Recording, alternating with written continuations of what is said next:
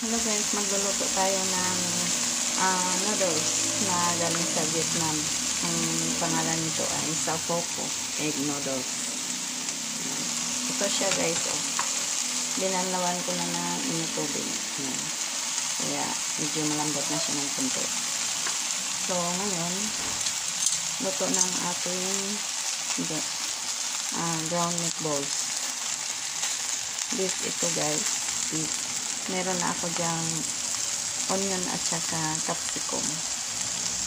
So, naubusan tayo ng garlic. So, umit mo ng garlic. May garlic powder naman yun. So, ano rin guys, magtimpla na tayo. So, ito na yung pinaka-seasoning. Meron na yan, kompleto na rin ang seasoning yung meatballs. May paminta na yan, salt and pepper, at saka hindi sarap. So, ito ilagay na natin ang pangkulay ng ating noodles, soy sauce. So, kailangan konti lang kasi baka maalat. Madali naman magdagdag kung kulang. Tapos, ito guys,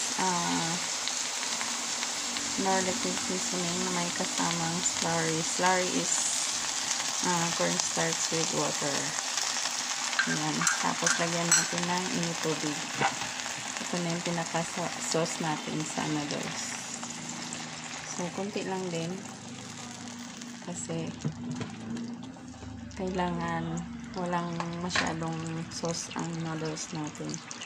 So, ilagay ko na to. Tapos, haluin na lang natin.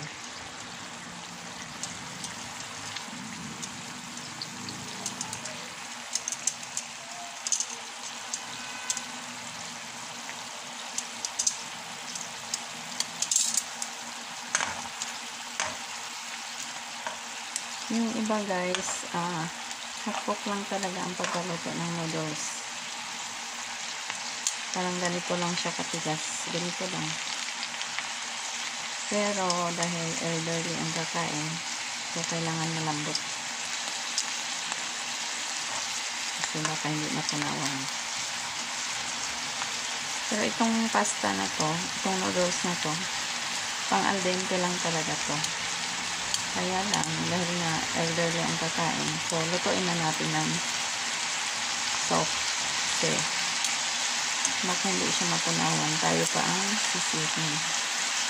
So, ang pagkain guys, kahit na iba ang recipe, pero pagdating sa kakain, kung ayaw nyo ng ganun, susundin na lang natin para walang gulo, diba? Kaya tahimik ang buhay.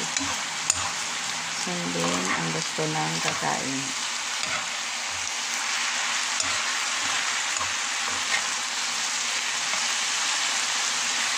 Ito lang kasi ng tubig.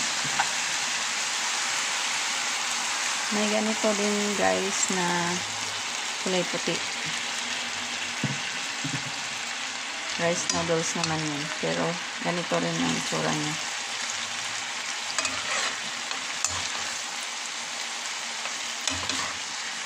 Ito kasi merong eggs. So, naging dilaw siya. Kaya egg noodles ang tawag. So, that's it guys. Palamutin na lang natin ito. Tapos ito na. I-serve na yan. Thank you so much guys for watching. Ay, by the way guys, tabihan pala natin ng gulay. Kaya pag-serve ng gulay. So, diba? Ayan, may picture eh. So, parang may kulay green naman pag-serve.